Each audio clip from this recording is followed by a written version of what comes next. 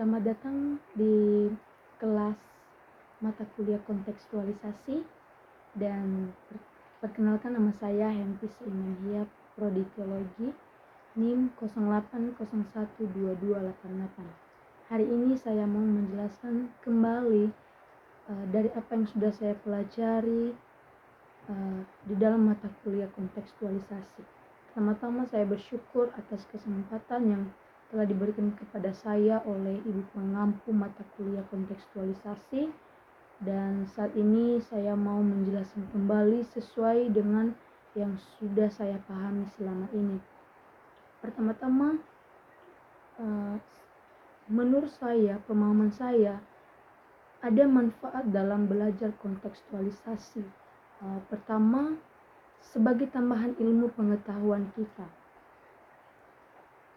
Mungkin banyak sekali mata kuliah yang lain, tapi juga dengan mata kuliah kontekstualisasi ini juga memberikan kita pemahaman yang baru atau ilmu pengetahuan yang baru, supaya kita dapat menguasai ilmu pengetahuan misalnya kontekstualisasi ini. Kedua, mampu menyesuaikan diri di tempat yang berbeda. Dengan menurut saya, setelah saya belajar di dalam mata kuliah kontekstualisasi, saya baru mengerti bagaimana cara untuk menempatkan diri di dalam suatu budaya ketika bermisi nantinya. Dan ketiga, dengan belajar kontekstualisasi, saya diajarkan untuk bisa menyesuaikan diri sehingga Injil yang saya beritakan dapat tersampaikan, karena dapat menyesuaikan dan dapat masuk di dalam budaya tersebut. Manfaat yang keempat adalah membantu seorang misionaris dalam pemberitaan Injil. Jadi dalam mata kuliah ini, seorang misionaris dapat terbantu untuk bisa berkontekstualisasi di dalam budaya yang dia kunjungi. Juga pengertian kontekstualisasi menurut pemahaman saya, dasar saya memahami pengertian kontekstualisasi ini adalah saya ambil dari kutipan seorang teolog namanya Yakob Tomatala.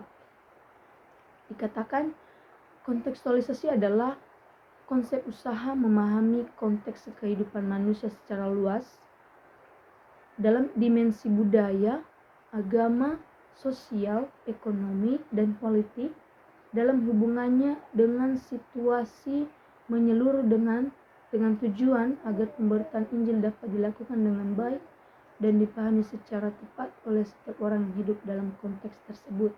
Jadi, menurut saya, kontekstualisasi itu adalah usaha memahami situasi atau keadaan pada tempat yang berbeda, misalnya budaya, agama, sosial, ekonomi, dan politik. Dengan itu, kita mampu menyesuaikan diri dan menjawab kebutuhan pada setempat, sehingga Injil yang kita beritakan dapat terkoneksi pada orang yang hidup dalam konteks tersebut. Jadi ini pengertian kontekstualisasi menurut pemahaman saya. Adapun istilah yang dipakai dalam kontekstualisasi, yang pertama adalah enkulturasi. Enkulturasi adalah menyesuaikan diri dalam budaya setempat. Jadi contohnya, kita sebagai orang pemberitaan Injil atau seorang misionaris menjangkau suatu suku yang terabaikan, namun jangan kita membawa budaya kita sendiri, tetapi kita harus menyesuaikan diri dengan budaya yang sudah ada pada suku yang kita kunjungi itu. Ada juga keterbalikan dari kata enkulturasi ini, yaitu akulturasi. Akulturasi ini artinya membawa budayanya ke suatu tempat. Jadi di dalam berkontekstualisasi, teman-teman atau Bapak Ibu, ketika kita bermisi, janganlah kita membawa budaya kita sendiri, Karena pastinya kalau kita membawa budaya kita sendiri di suatu budaya setempat, maka pastinya kita akan ditolak. Jadi kita perlu hati-hati dalam berkontekstualisasi atau di dalam pemberitaan Injil tersebut. Yang kedua, istilah yang berkaitan dengan kontekstualisasi yaitu indigenisasi. Nah, indigenisasi ini adalah pribumi, artinya bukan orang luar tetapi orang di dalam wilayah itu sendiri. Jadi indigenisasi adalah kemandirian orang-orang pribumi dalam mengekspresikan pemahamannya tentang Allah. Jadi untuk mempertahankan kedewasaan orang-orang pribumi tentang Allah, maka harus menggunakan teori yang dikemukakan oleh seorang teolog yaitu Rufus Anderson dan Henry Venn, yaitu istilah 3 diri. Pertama, memerintah diri, mendukung diri, dan mengembangkan diri. Jadi ketika kita telah memberitakan Injil di suatu suku terabaikan, maka tentunya orang setempat itu atau orang yang pribumi atau orang yang bukan di luar atau orang yang bukan yang tidak berdomisili di suatu suku tersebut, maka dia harus memiliki teori yang sudah dikemukakan oleh Rufus dan Henry ini, yaitu memerintahkan diri, mendukung diri, dan mengembangkan diri. Semoga supaya pemahaman tentang Allah di dalam suku tersebut tidak ngawur, tidak menimbulkan sinkretisme. Yang kita takuti di dalam pemberitaan Injil di suatu tempat adalah timbulnya pemahaman sinkretisme. Sinkretisme ini adalah mengakui atau memahami bahwa semua agama-agama itu adalah sama, padahal sebetulnya agama itu adalah suatu kepercayaan orang. Jadi jangan sampai kita sebagai orang Kristen menganggap bahwa agama itu sama, karena di luar orang Kristen tidak ada keselamatan, karena keselamatan hanya ada pada diri Yesus Kristus. Nah, teman-teman, mata kuliah kontekstualisasi ini tidak muncul dengan sendirinya, tetapi ada landasannya berdasarkan Alkitab. Kalau kita lihat di dalam Perjanjian Lama, Allah berkontekstualisasi melalui pernyataan dirinya dalam penciptaan. Jadi di dalam Kejadian pasal 1 itu dapat dilihat bahwa Allah mengambil inisiatif pertama dalam pernyataan dirinya kepada dunia, yaitu dengan menyatakan dirinya sebagai pencipta segalanya termasuk manusia. Jadi Allah menyatakan dirinya kepada manusia. Dia nyatakan bahwa dia sebagai pencipta. Dan kedua, mandat budaya, adanya mandat budaya. Dalam Kejadian pasal 1 ayat 28 sampai 30, dalam mandat ini terdapat wewenang yang manusia terima dari Allah, yaitu supaya manusia berbudaya, memenuhi dan menguasai dunia. Ketiga ini, yang pertama adalah berbudaya, memenuhi dan menguasai dunia. Jadi setelah Allah menciptakan segala-galanya, maka karena manusia adalah ciptaan Allah yang sungguh mulia, jadi dia berikan kepada manusia mandat, yaitu untuk menguasai hewan-hewan, tumbuh-tumbuhan dan segalanya yang ada di bumi, untuk memelihara. Juga dia memberikan mandat bahwa manusia harus memenuhi bumi atau berkembang. Jadi yang ketiga adalah dia memberikan janji berkat. Janji setelah Allah menciptakan manusia dan segala sesuatu, Allah mengadakan sebuah perjanjian, yaitu perjanjian tentang berkat di dalam Kejadian pasal 28 dan pasal 2 ayat 3. Jadi disitulah landasan kontekstualisasi di dalam perjanjian lama. Juga kalau kita melihat kontekstualisasi dalam perjanjian baru, ada dua pokok utama yang mewakili kontekstualisasi secara umum dalam perjanjian baru. Pertama, inkarnasi Yesus Kristus dalam konteks budaya Yahudi. Ketika Yesus datang ke dunia,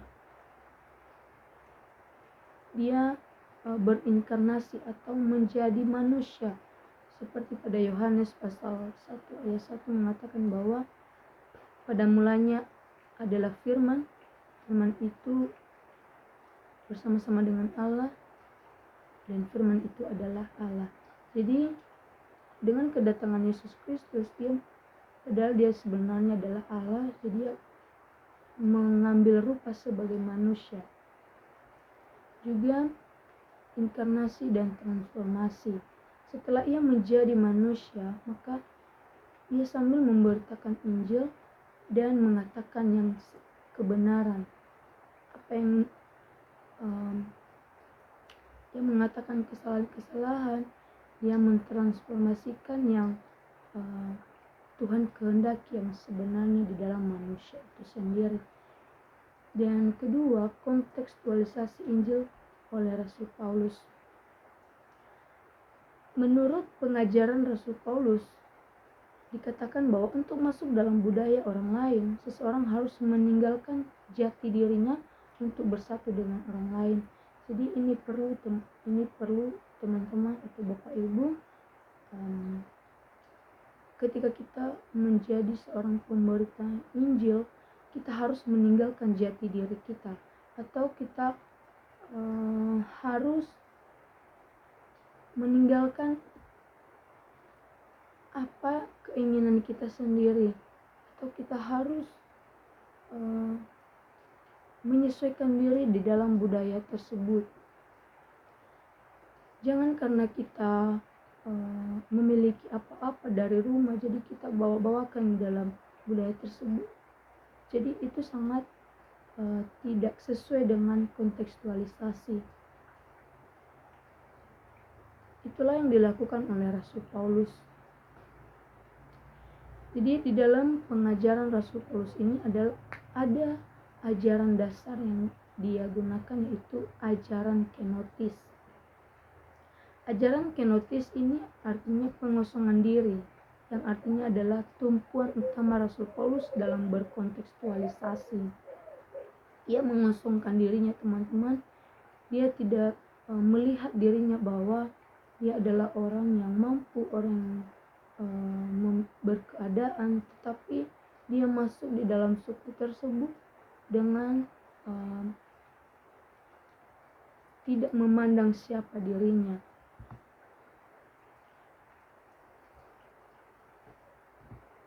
Di dalam ajaran kenotis ini, kontekstualisasi yang dilakukan oleh Paulus yang pertama adalah kontekstual etis. Di dalam pemberitaan Injil kita harus memiliki sikap